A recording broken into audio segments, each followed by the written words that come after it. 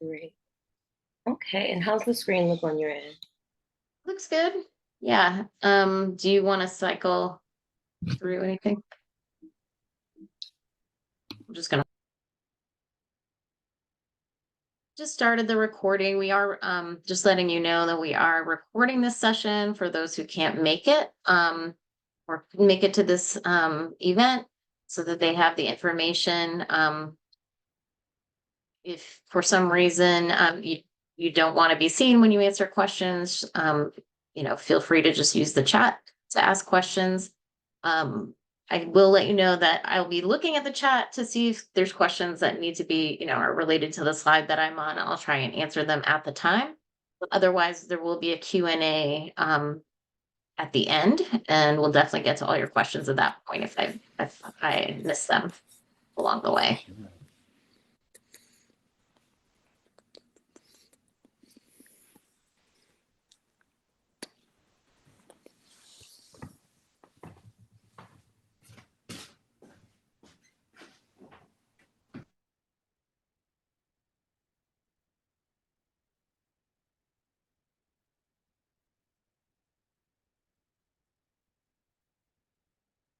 Like folks are still joining.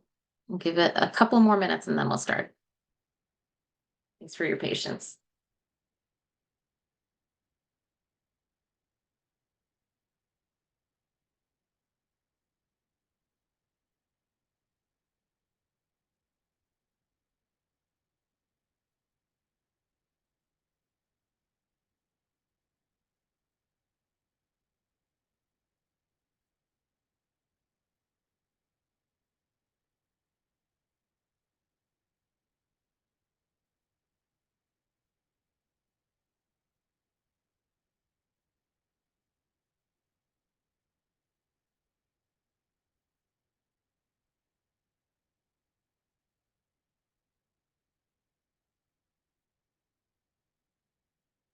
Thank you for those who are doing introductions. I see that we have people, a lot of folks from Brooklyn and Queens, but also folks as far away as Sao Paulo, Western Massachusetts.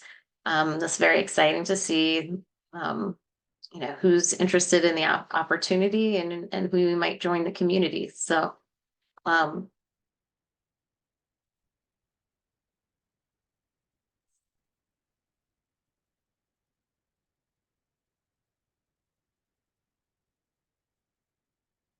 things are slowing down. So I might get started since it's 5:35. Um, my name is Prerana Reddy. I am the Artist and Community Fellow at Recess, and I'm also the person in charge of managing the session open call process, as well as working with selected session artists to manifest their projects and support them through both the creative and logistical challenges of mounting a session project. Thank you all for joining us. Everyone who's coming is automatically muted right now because we're recording this for folks who couldn't join. And I just want to say, feel free to use the chat to ask questions. If you need clarification about any of the slides that I'm going through at the time, I'll do my best to get to them. And if not, we'll have a Q&A session at the very end where I will get to them. We're also going to be joined by a session alum halfway through. Their name is Marcela Torres, and they did the first session times assembly format experiment this year. And so we figured since this is a new format, it would be great to have them speak about their experience, what it was like working with our young folks in the assembly program, and how to build out a collaborative project together with them. So with that, we'll get started. Alexa, can we get the first slide up?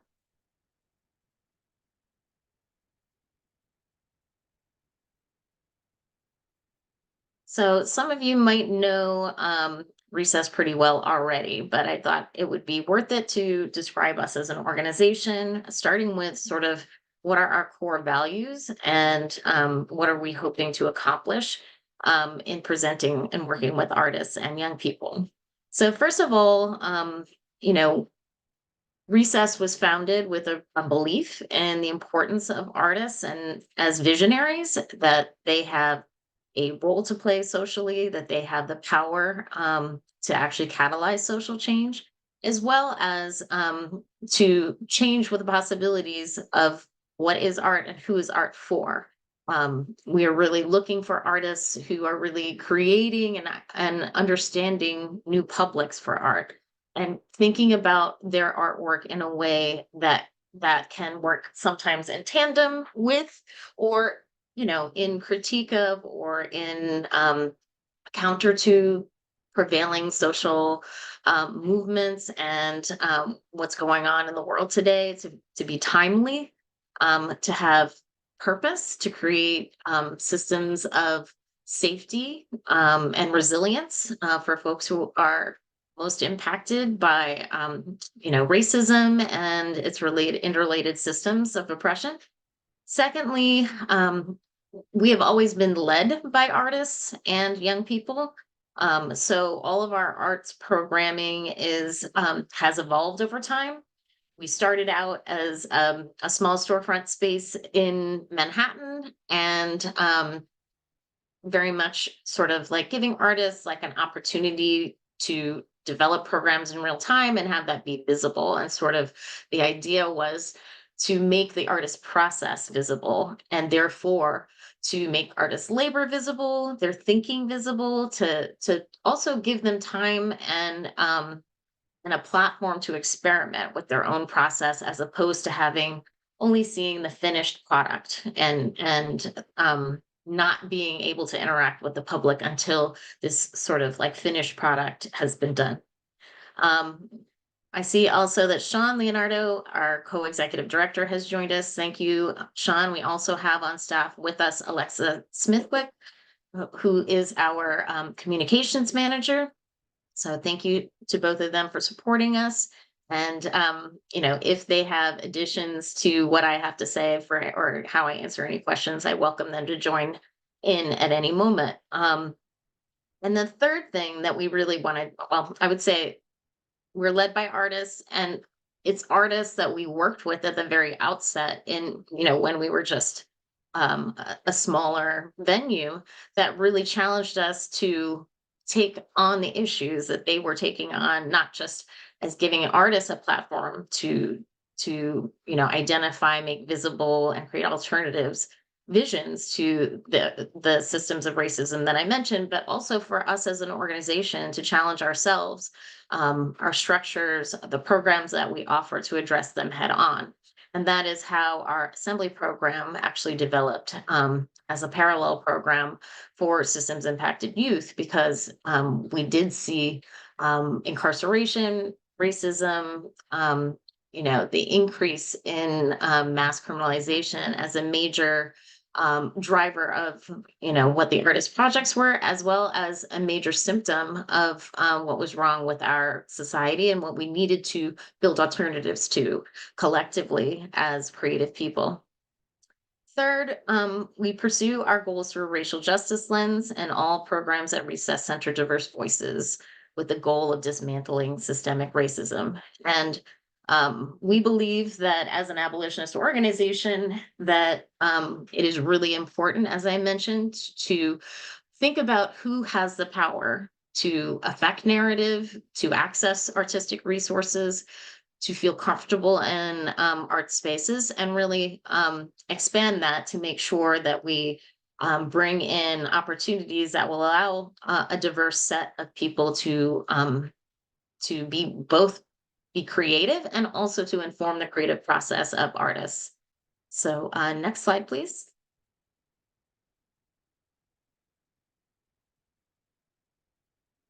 So I mentioned session and assembly, which were two of the three main programs of the Recess ecosystem. The third is critical writing.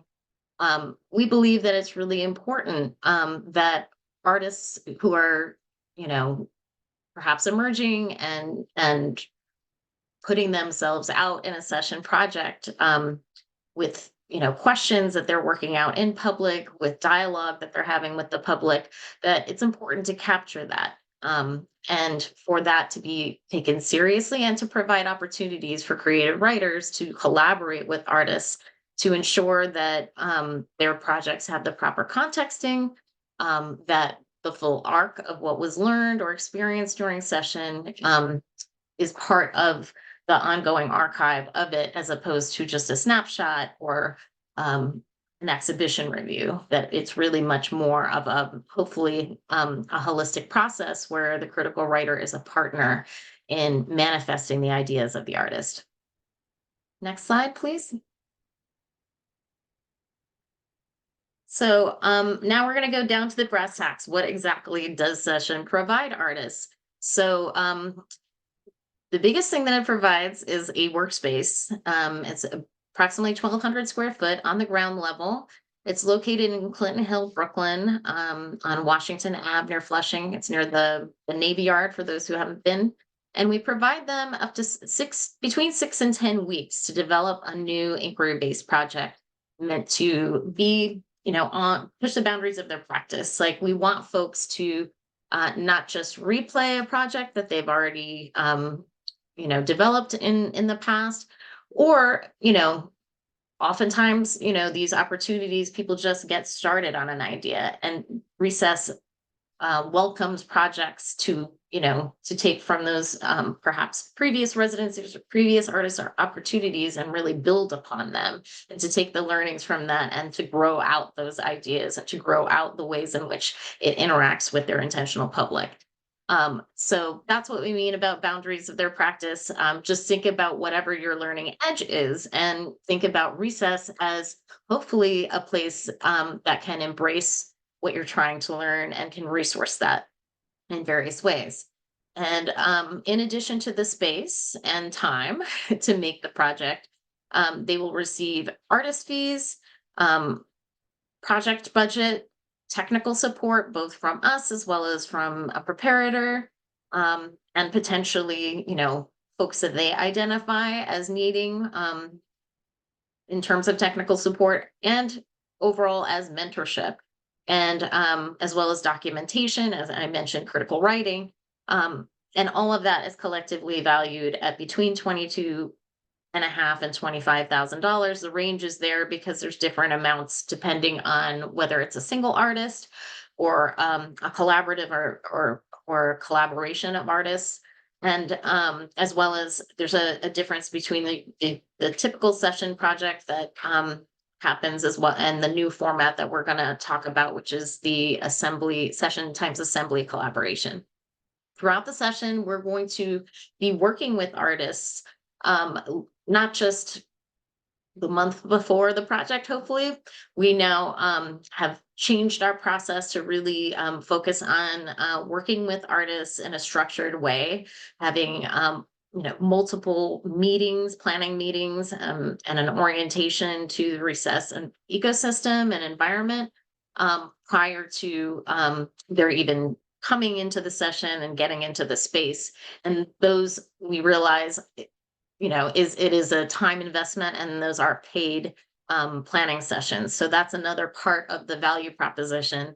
And I think the other thing is just, we can help make connections to people, whether it's the mentorship that artists want, the skills that artists are hoping to learn either before, during, or after the project, as well as to really help think through who is it that they want to invite, who does this project benefit, and what kinds of people could also give them through experiencing the project the type of feedback that would help them grow.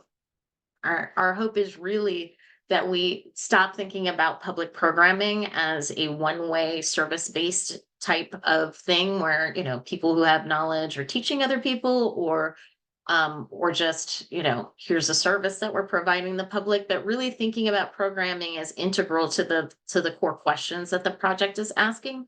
And that oftentimes people will not know how their project is working without that interaction. That interaction is a useful barometer for how the project is working in terms of creating the safety and resilience, or the challenge, or the new vision, or a new model for how to be in society and be with others is working. How is it landing? And that feedback is actually really critical. And So that's what when we say programming, we mean that. We're not necessarily meaning just a panel discussion or something that is just like, here's art making materials and I'm going to teach you how to use them, but really like engaging with the core questions of the project. Next.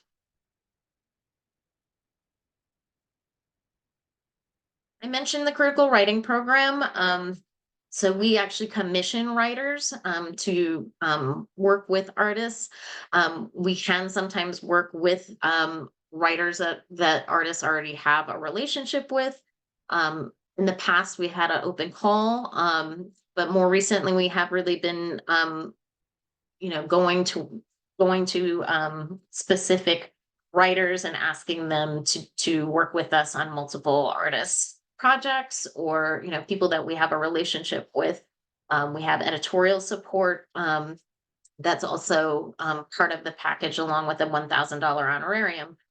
So this is also a way in which that we're really asking folks to like be creative in terms of what our criticism could mean.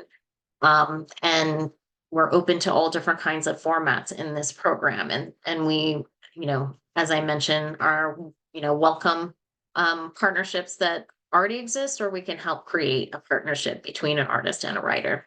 Next.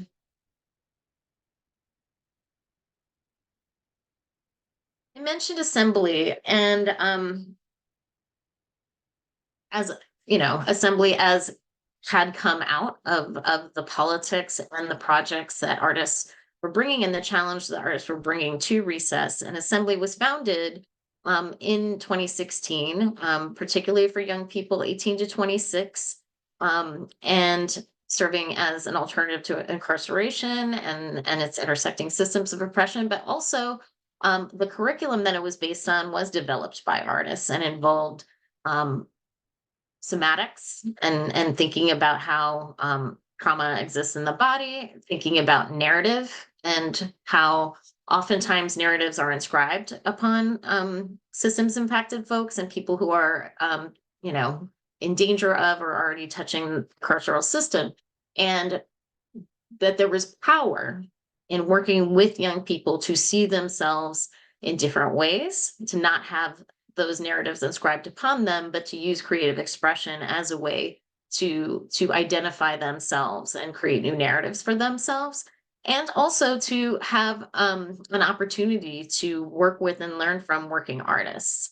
And since its inception as an alternative to incarceration program, we now have expanded it to include a peer-to-peer referral model. So not all of our folks are referred by the justice system, but also current and past participants can nominate folks to participate. And graduates can spend an additional year as a paid peer leader, being trained not only in the art forms that they want to learn, but also in public speaking, facilitation, activism, and also working directly with session artists as perhaps participants in programs, as installers, as people who are providing feedback, asking important questions to the artists. And, as I mentioned, now having opportunities to actually collaborate with artists in a much more significant way to shape projects. Next.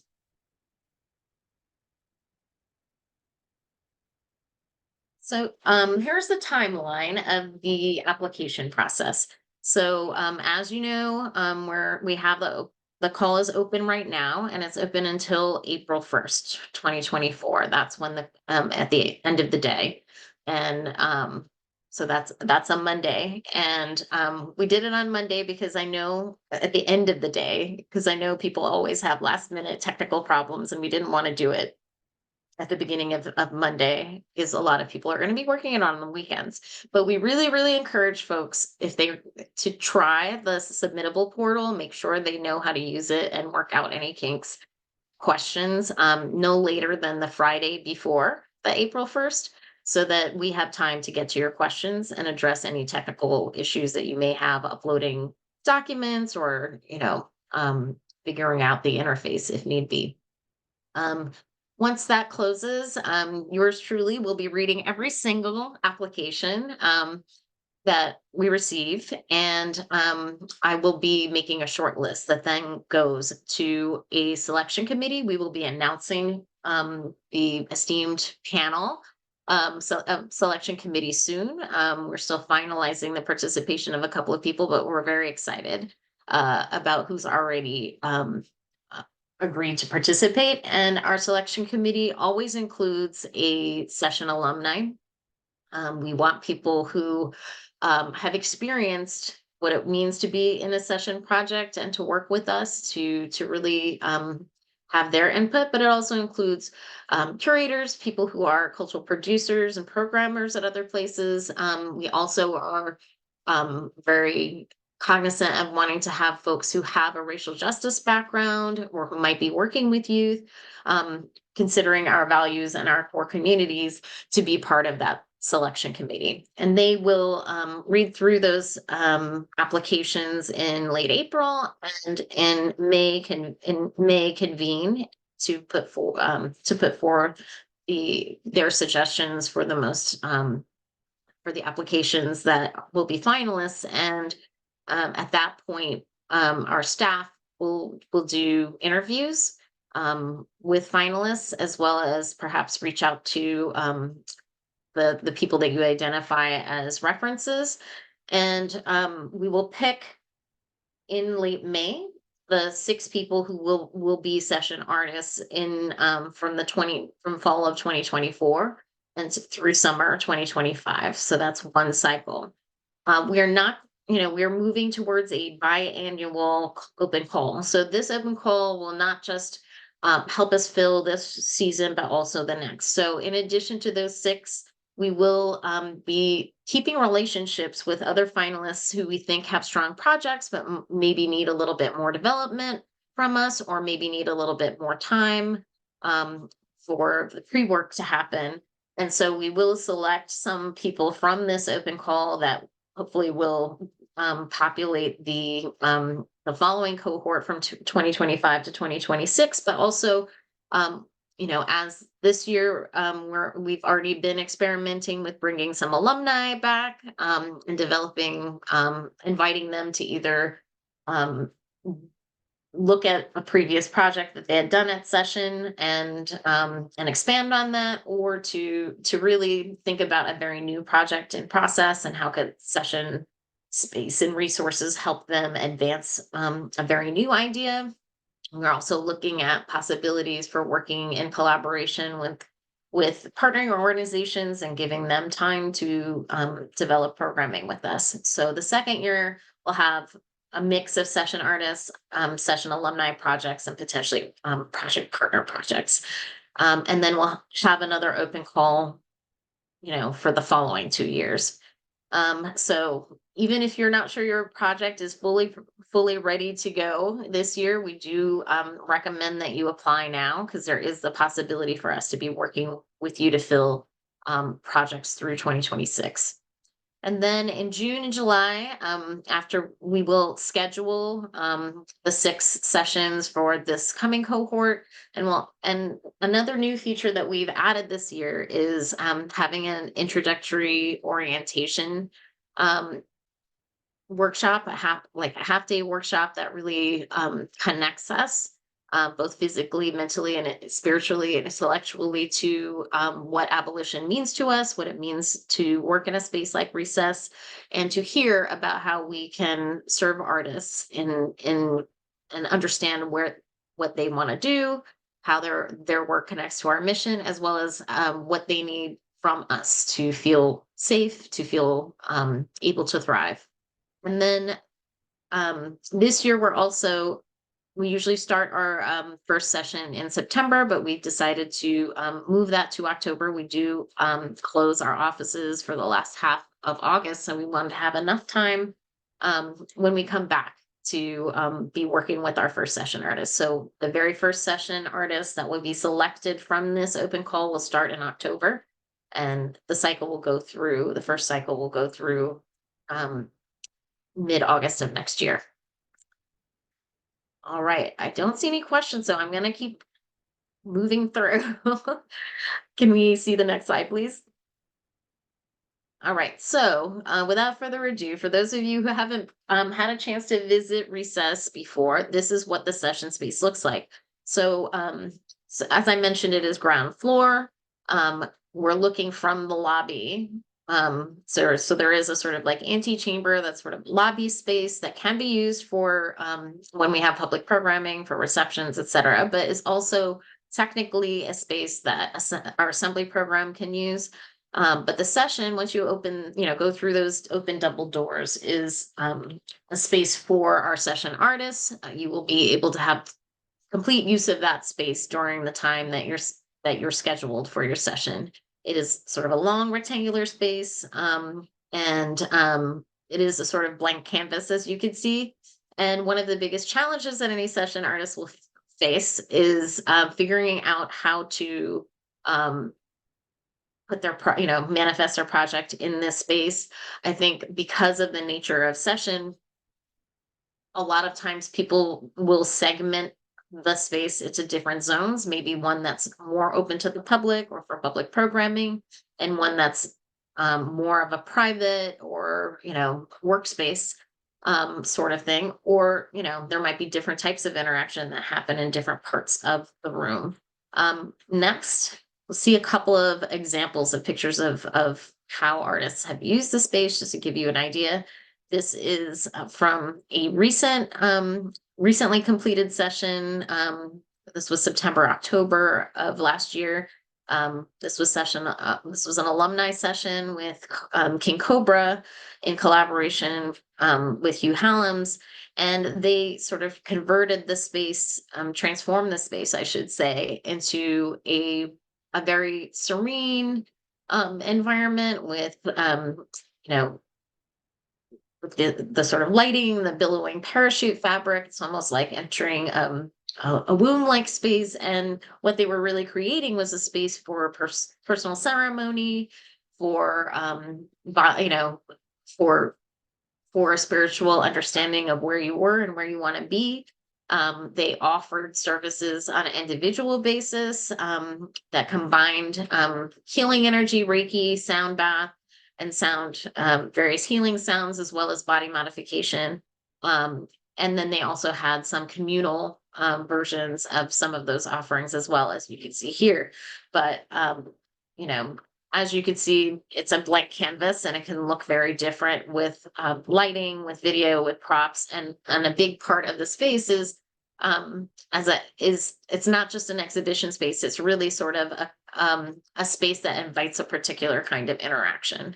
And the challenge is to turn this blank canvas into something that really creates the energetics as well, and the aesthetics and the safety, or for the intentional community that they're inviting into the space.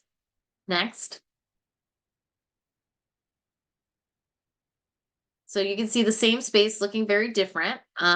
This is sort of half of the space of the SFPC's Electronic Cafe for Poetic Computation. They turned their space apart that you can't see. I should have showed both parts. One part was full of computer stations where they were doing workshops, different workshops around how to create personal user interfaces for interaction in the digital, that combine both digital and in-person participation.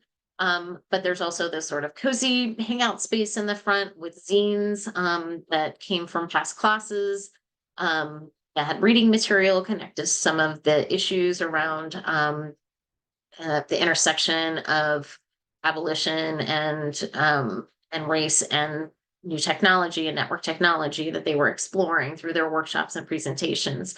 So this is a much different sort of approach to how to create a safe space or a welcoming space. They were very interested in people being able to drop in and peruse and hang out when they weren't either on the computers or in this hangout space. So we wanted to show you two very different things, one that was very much about lighting and set design, and another that was really about furnishing and providing literature and material and visual resources as well. Next. So this is about, people ask like what makes a session project a session project. As I mentioned before, it's neither a traditional residency program where you just have a sort of like private working space and time away to just produce work as you see fit. And, maybe you have a final presentation. We really think of the session project as active from the time that you enter into it until the time that you leave. We work, as I mentioned, with you to create structured engagements, both within the recess community, with our staff, with our youth, with our peer supporters, and with people that you identify as peers or supporters, as well as invited communities, perhaps new, perhaps ones that you already work with. We hope that a session project and all of this interaction is not a burden to your project or something that's an extra, that we hope that actually your project would benefit from it, would see this as an a value add, as opposed to a time drain or a labor drain from your project that is actually much more meant to be a studio practice. That being said, we don't call it a social practice residency. We welcome artists who have a studio practice, who make objects, as long as there is a component of social engagement and that we see people are really pushing themselves on how that public engagement can look and how it could be mutually beneficial to both the artist and the participant. Likewise, session is not a traditional exhibition opportunity. We don't want folks to come in and just hang up work that they've made elsewhere. We don't want it to just be static during the entire session. We really hope that we can see the project grow and transform. We don't need to be perfect at the opening. We expect the project to change and shift and grow. We hope that the engagement that you have with people will manifest in some way physically in the room. We hope that that artists can also feel comfortable playing around with the elements of the installation throughout as they see how people interact with it. Next. So as I mentioned before, besides the space and the time, there is a lot of other things that we provide. You will have 24/7 access to the space. You will have a key. So it's not limited to when staff are in the office or when we have open hours on from Thursday to Friday, 12 to 5. It's really accessible to you at all hours. And this is based on trust. We trust the artists that we work with to respect the space, and to be as open to what hours work for you, based on other things in your life, based on just biologically when you're most productive. We provide an artist fee. It is a set fee.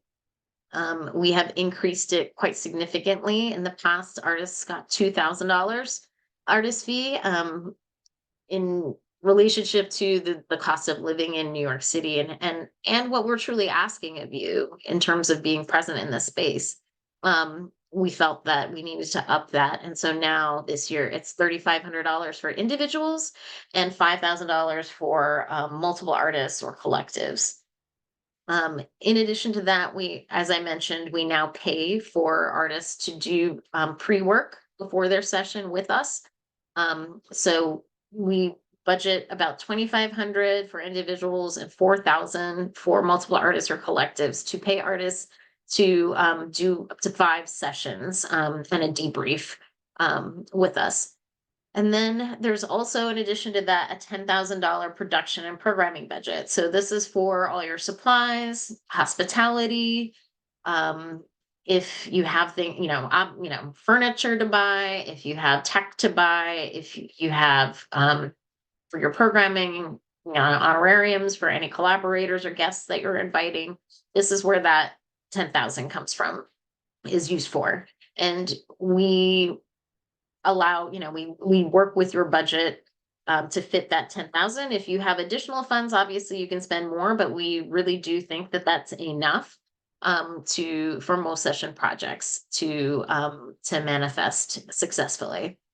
We also provide several days of professional installation support with a preparator. We have some basic installation tools.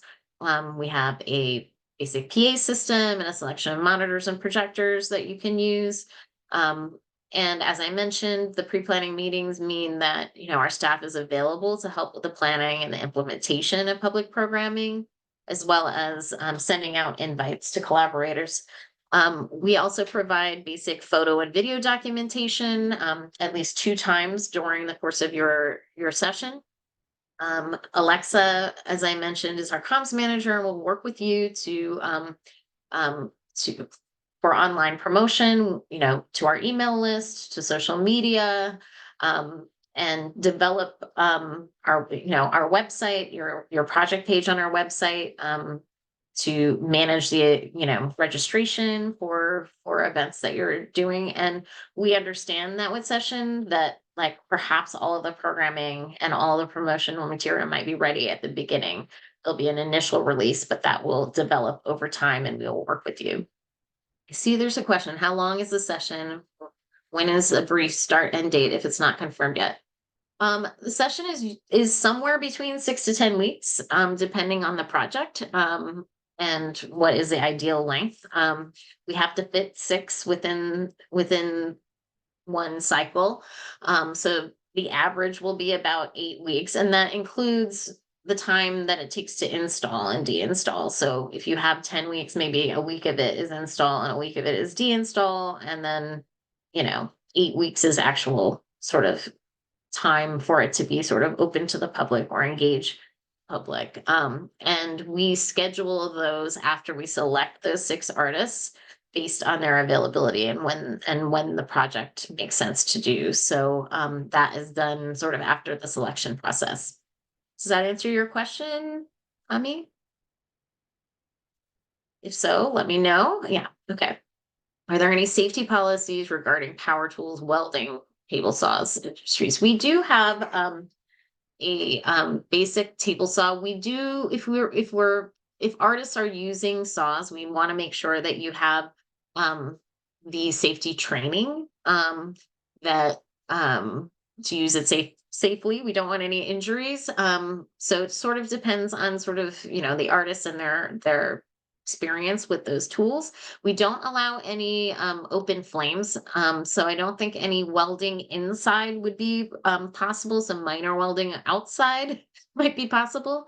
And I'm not sure what industrial machines there are that you mean, but I think we'd have to take that on a case by case basis. We do allow in terms of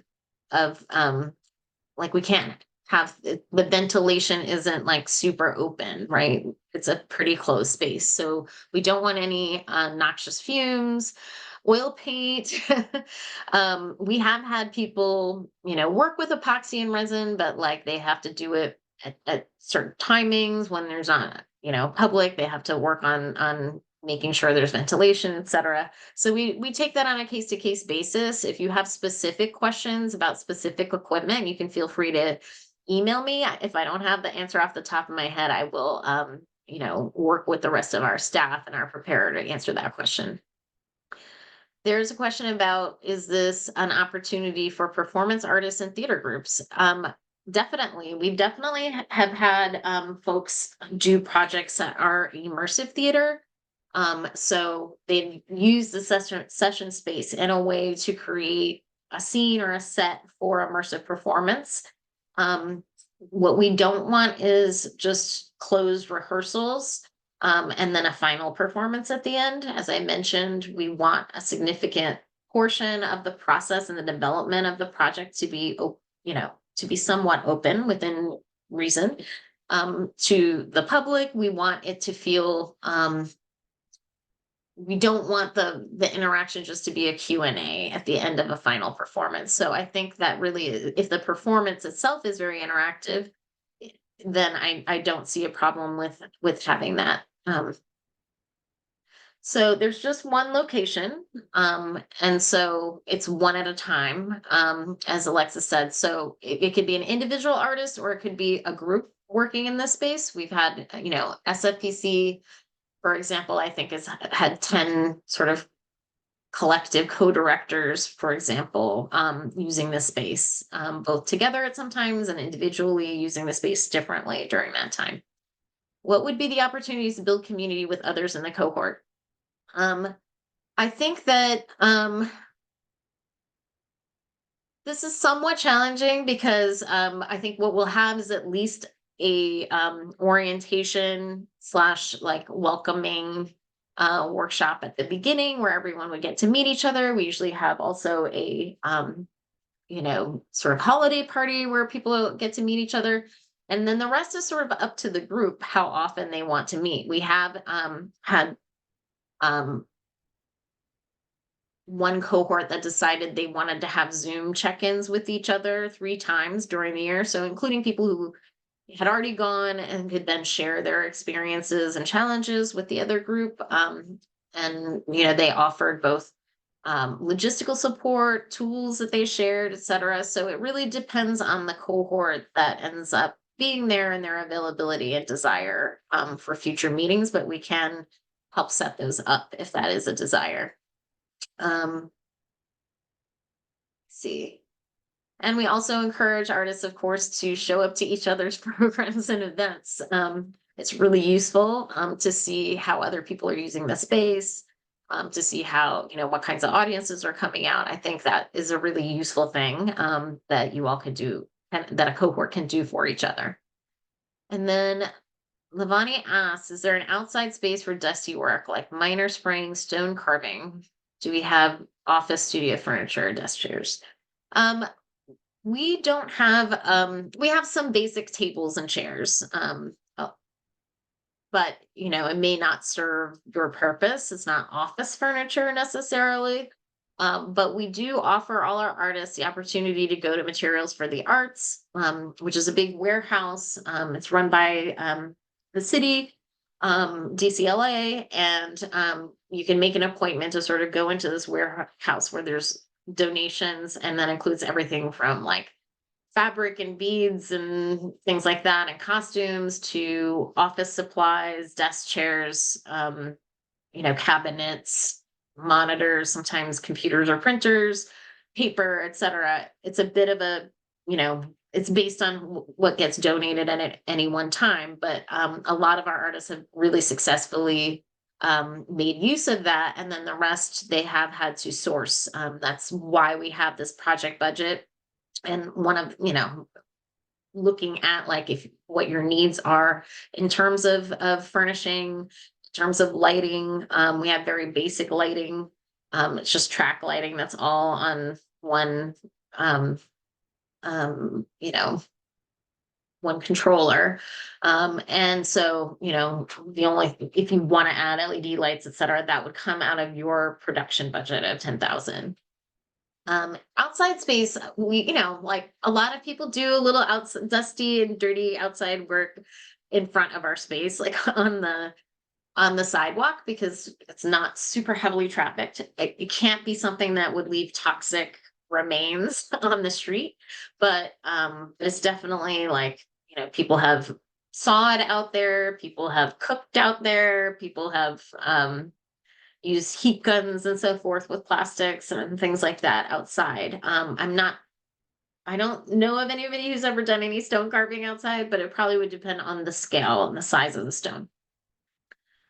It's a project involving weekly engagement with youth a good fit for sessions. If so, would you say that the area is safe and accessible for youth to come in regularly? And is there a dark room or photography space near the location? We have youth. We have our own youth through the assembly program who are in this space quite often, mainly Thursdays through Saturdays. They have open studio time. They have programming that's going on. They have a workshop space upstairs in our office area that is theirs. They also use the lobby in front of the session area. So, we definitely would say that it's not a space that we think is uncomfortable for at least young adults. Children are often welcome.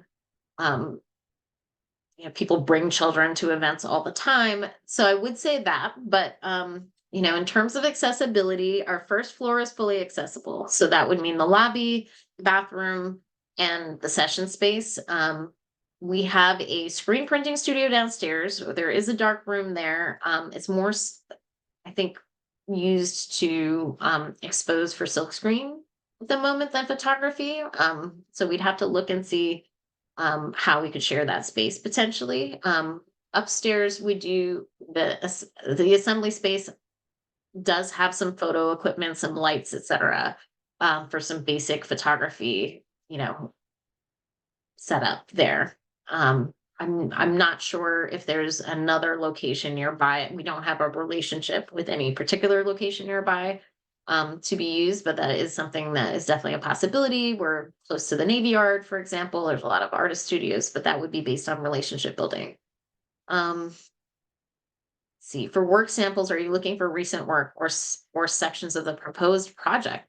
I think both. We love renderings. If all you have is a rendering or like a sort of like page of like inspirational things, that's fine too. That helps us imagine how you'd use the space. But it's also really important to get a sense of like your past work.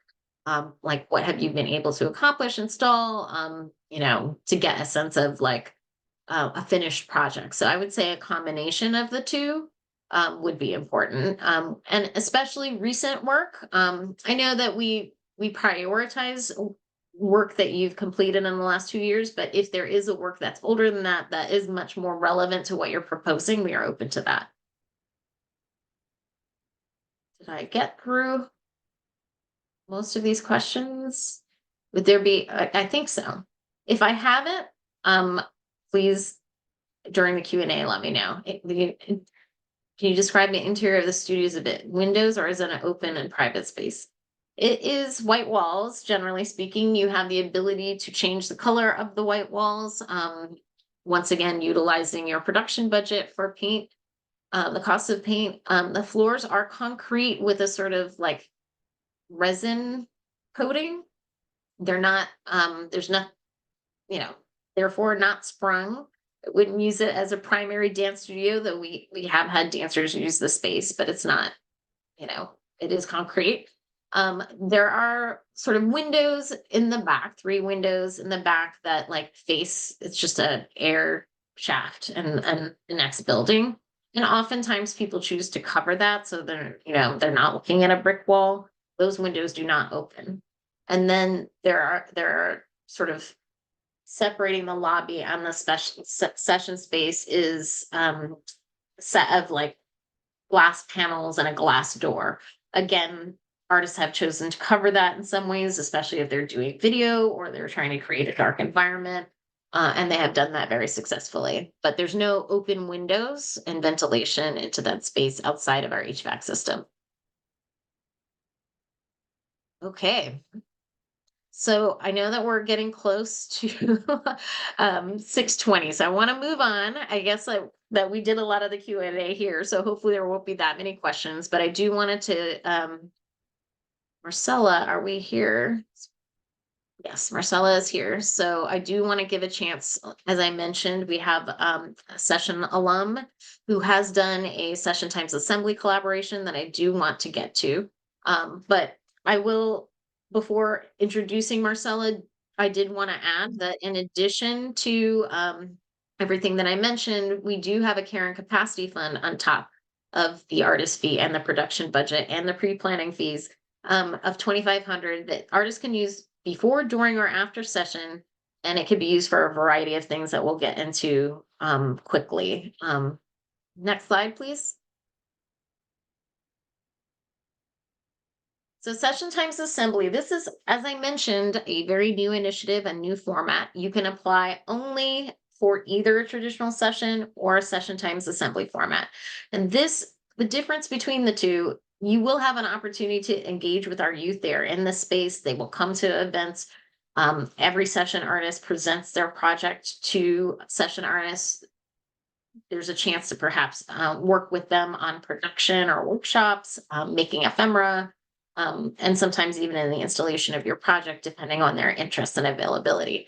But for folks who really want to make a project and have a deep relationship with our young people, this is a new format where before the session, the artist will act sort of as a teaching artist for at least a month. It could be a month or two, depending on how they want to spread out, but at least 4 sessions where they will be working with our young people, getting to know them and their skills, and have their skills and ideas impact the actual session project. So this is challenging because on some level, the artist will need to come with some sort of structure, some sort of sense of materials that they will be working with or concepts they'll be working with, but it has to have some openness and flexibility for you to actually contribute in a significant way, either to the installation or the programming, and to spend a good deal of time with them as co-artists and actually see them as co-artists. So that's sort of the plan. And given the fact that there's an additional month of work, there's an additional $1,000 honorarium for individuals who choose this, or 1,500 if that is a multiple artists or collaborative. So I will, in the interest of time, let's move to the next slide and also introduce Marcela. Oh, wait. Actually, we'll come back to carrying capacity funds later. Let's move to this. Yes, thank you, Alexa. So there's some additional there's some session application questions that everybody answers. We're asking folks who want to apply to session assembly format to answer a few additional questions that will gauge your, the sort of fit based on your experience. Have you ever worked with youth? What's your facilitation experience? How do you plan to work with the youth in the month before? How are you, helping them build their skills, making room for them to grow, and also for them to participate in the project? So those are the additional questions. Next slide. So, Marcela, thank you for your patience. I know we went a little bit late answering a lot of those questions that people had about the fit of their programs, but I did want to give you a chance to speak a little bit about your experience. This first slide here, it actually comes from the very first time that you and the youth really spent time together and working on your project. Called The Flow of Mud Barro, which was really focusing on clay as a medium. Marcela, do you want to say a little bit about your project and how you started working with the youth and how that relationship developed? Yeah, Piali, hi all. Yeah, I like the way that you sort of described this because I feel like whether it's session or assembly session, the project is unique to like this very specific format. So in this project, we were really interested in the harvest of natural clay and as a way to like then understand our relationship with land and then hooking, like how do we actually create a relationship with like a piece of land. And so then with the young people, we decided that we would do a retreat with another partnering organization that I work with often, Denison Hills, and we were able to harvest clay there and then process it and begin to work with it. So it was interesting because like um um usually you're with young people or if you're teaching a class, you're like in a classroom, but we got to actually go out and make fires and pit fire out there and then also like develop our own type of ritual or ceremony for the asking of land and then we returned it as well. Yeah, and could you tell me sort of maybe we can look at the next slide really quickly. It shows a bit of what the space like, and yeah, here's the space. Can you maybe mention like, how you took that material and how that showed up in the space? I know it's a little hard to see in the back, but if you could describe it, that'd be great. Yeah, I mean, I guess like there is the part that's about the natural clay, but also clay or ceramic studios can be kind of like expensive. So we decided that we would create, like we would split the space in half because it is like really long. Like when you get into the space, it's a really long space, and it'd be one thing if it was just like wide and big, but it's long, so it's a little bit awkward. So the back half is a ceramic studio. So we all just were like making um objects there. And then the front half is more of like a ritual space, or like thinking about like the clay in transition. So there's like fired clay, but then there's also like a clay altar, and then like the molds that would make the bricks, and like all the little pieces that sort of contributed to like what our friendship with the land was like. Yeah. And can you say a little bit like how that engaged the public beyond assembly? Yeah, so I mean, I think in my practice in general, I love making events or workshops, and I love people coming together to like do activities, right? So the workshops were like some of the ways that the audience or that the public could participate was coming in, and we did a water vessel workshop. And so then we learned about like natural clays, and then we made our own water vessels, and then had a water ceremony. That was the second part of it. We also had brick making, which is like I've been making bricks out of clay, and it's just like making these giant molds, and it's really fun because you just step on mud, right? So like we just opened that to the public, and so they actually helped to make the altar by like making all of the bricks. And then we had a performance evening, and then a closing evening, and the assembly folks also participated in each of the events in the way that they wanted to. Yeah. And the closing itself, thought was very interesting in the way that it was a ritual around what it means to close something. And it really was sort of like bookended in the middle by, a lot of the reflection process that the young people had about what it was like to work in this project, what they got from it. But then also sort of the bookends were also like how that ritual extended to the the larger participants who came to other events and workshops, and people who came also had a role to play and in the reflection on closing, and the reflection with the material as in their relationship with the material as well. Yeah, and that the closing itself was like in collaboration with another recess staff person or a teaching artist. So I'll say like as the like this project seemed super different than just being a session artist, since I did that before. Being assembly and session was to be really embedded into the staff in a way that's really different. So like the teaching artist Glenn, who supported the closing, that was also a collaboration. So it's so much more like management or education or like collaborative. Like this sort of like session assembly is just so much more than just like working on a project.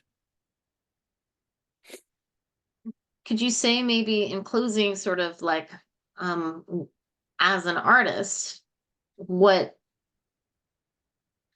what attracted you to this type of collaboration, and how do you think it affected or impacted your own artistic practice or your sense of self as an artist? Yeah, I mean, I think like session itself is one thing. It's like a wonderful lab to explore something with the public, but like session and assembly is something where there's like you're making something with a group of young people. You can't just like make the decisions on your own. It is a collaborative work. So um for me, I think I'm also kind of like a pack animal. Like I like to be with other folks, and like even in the decision making. So it served to like as an artist and as a someone who likes to work with people, it just made a lot of sense for to approach this with others. So I think that And also if we're talking about land and ceremony, like you want to do that with another, with kin. So yeah, I mean, it affected my decision making, and it also caused me to like slow down and listen, because it, like, I did have to make a lot of decisions, but I also wanted to be like checking in on people. And there were like moments where like, wow, did that mural?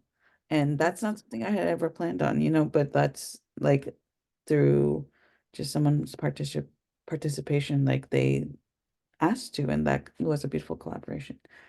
Did that answer the question, or did I kind of go on a tangent? No, I think it did. And maybe I'll see are there folks who are still here who have questions specifically about this collaboration that either for me or for Marcella? Feel free to put it in the chat if you do. Or if not, or if it comes to you later as you're doing the application, feel free to send me an email. Approximately how many participants are there in assembly? So I will say that the number of participants changes depending on the time of the year. We have peer leaders, and then that's a 1-year program where they're paid to participate over the course of the year. And there's more peer leaders than there are fellows. So small subsection of those peer leaders, about 7 to 8, are invited after peer leadership to become fellows, and they become actually sort of like part-time staff. And that's the smaller group that Marcelo worked with. So in a whole, it was like 6 to 7, but sometimes, you know, life being what it is, you might be working with fewer people in a particular time period, in a particular Saturday. Let's say if you have, clay studio working hours, maybe not all 7 of those people would be there, or they would be choosing other things with their own, based on their own interests. But I do think that every one of those 7 people interacted pretty deeply, and some gravitated more or wanted to spend more time there. And I think what we wanted to do is have a minimum amount where everyone was invited to spend in there. And then folks who really wanted to, like I said, make a mural and like do extra things definitely had opportunities to do so. But yeah, I think that definitely for this particular one, there was a mix of like a minimum amount of everyone being asked to spend a certain amount of like come to the retreat, you know, um, come to programming as much as they could. We had like 3-hour sessions on Saturdays that Marcella held space with folks to be in the clay studio. And like they also, once they had a facility for the materials and the tools, could go in at other times as well. And then some folks went above and beyond, right, in terms of making objects on their own time or adding to the installation. Did you want to add anything that Marcella, in terms of how it connects with people's interests, how much time they spend with you?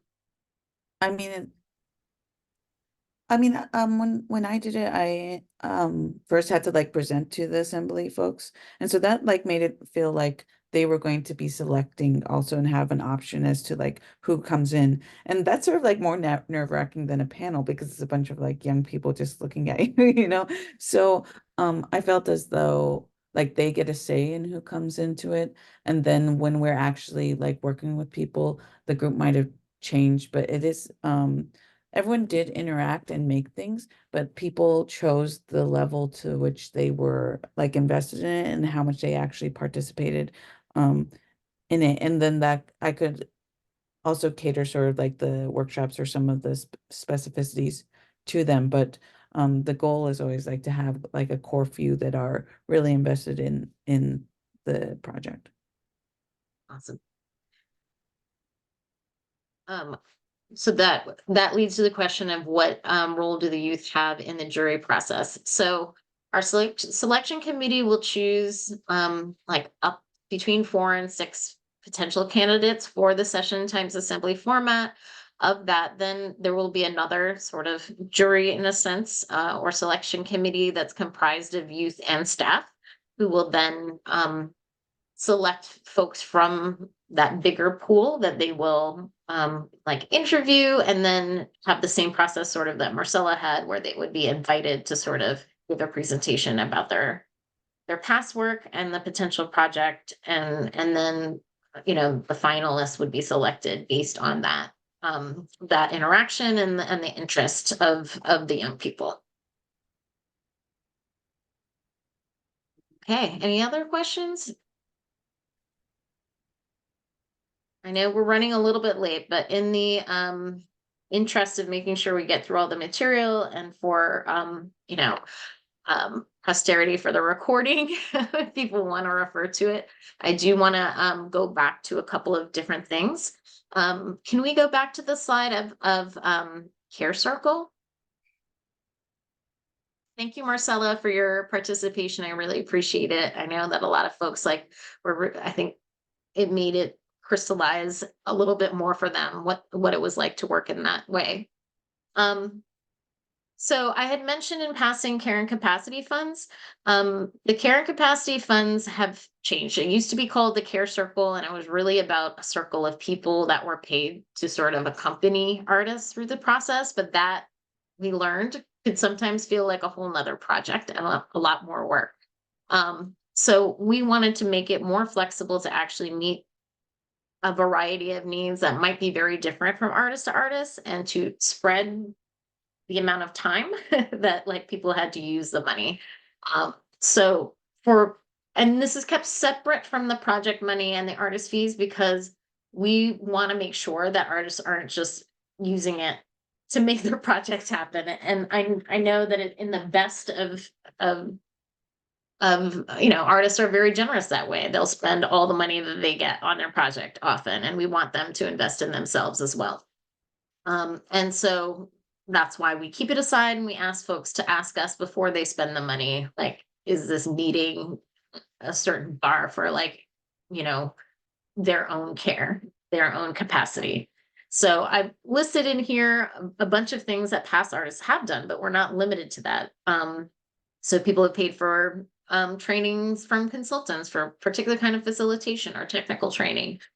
People have paid a certain number of people to be sort of allies or collaborators along the way, and then therefore got paid for their time to do that. People have used it for care for their family, or people that they need to give care to that they can't because they're doing session time, or for loss of income due to the commitment that session requires. They've funded group retreats or collaborator retreats. They've paid for physical or mental wellness services from professionals. They've been able to use it for one-on-one coaching sessions. They've used it for art storage. They've used it for developing new projects and nonprofits. So it's a very flexible fund, and we think it's somewhat unique. I haven't seen anything like this exactly in other organizations, but I think people have really been very creative with it. And I think a lot of times people haven't ever been asked what do they need to show up to a project and to be able to do that work. And so this is our attempt to be able to do that. All right, I think that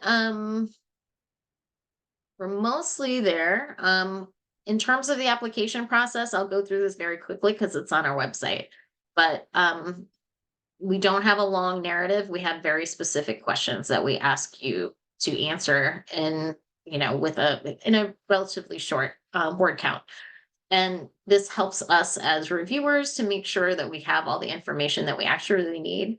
And it helps you to not have to write a very long essay, but to just really think about what are the questions and concepts that are central to my project? What is the systems change or narrative change that my project is trying to develop? How do we see power, and how is this project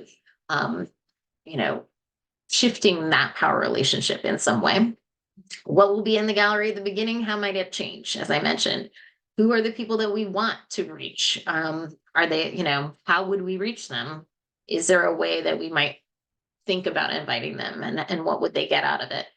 What kinds of engagement and public programming do we imagine? And, within the 6 to 10 weeks, do you need a shorter or longer session project? So it's pretty straightforward, and that's exactly what the selection committee will score on. Is there a slide that we haven't gotten to? I know we've been jumping around a little bit, so make sure that we cover everything. We did this. I think the only other thing is just the budget and the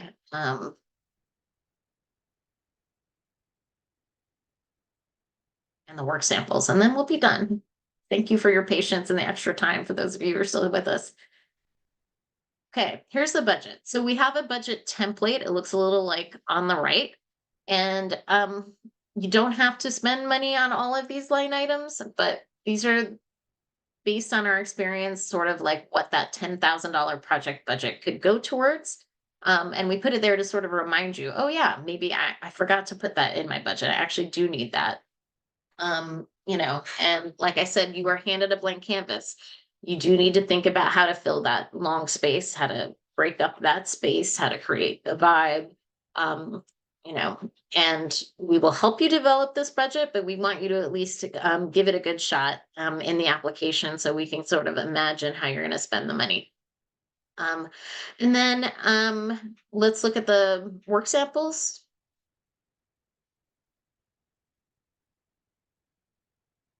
So the documentation that we're asking, as I mentioned, we love renderings, we love mood boards, but we also want to see some complete work, preferably from the past 2 years. But if there's a project from before that, like I said, that is much more in line with what you're proposing, we will look at that. Media, the youth are between 18 and 26 in assembly. I see that question. For media, whether it's audio or video, up to 2 of those, either 10 work samples for individuals or 12 for groups, can be audio or video. We don't promise to watch more than 2 minutes, so please send us a cue point if you're not sending us a 2-minute clip, and make sure it's in MP4 or MOV file formats. Next. Yeah, and we asked just for contacts for 2 references. They don't need to write anything. We're not asking for letters. Just pick somebody who knows you well enough that can answer questions, you know, around your around your process, how you work with the public, how you work with youth if you're applying for that. Resumes and CVs no longer than 5 pages. You can either, and if you're applying with more than one person, you could submit a collective one or one for each collaborating artist. Next, see if there's anything else. That's it. We made it through. All right. I hope that it was really informative for you. I know it took a little bit longer. There are a lot of questions, but you know, the last one was about when we talk about reaching communities, is there an expectation to reach beyond recess's circle of folks, or the communities the artists are already part of? It's okay if we do expect you to reach potentially some folks beyond the recess, you know, staff and youth community. Oftentimes, you know, people do have communities they have been working with for a long time. That counts.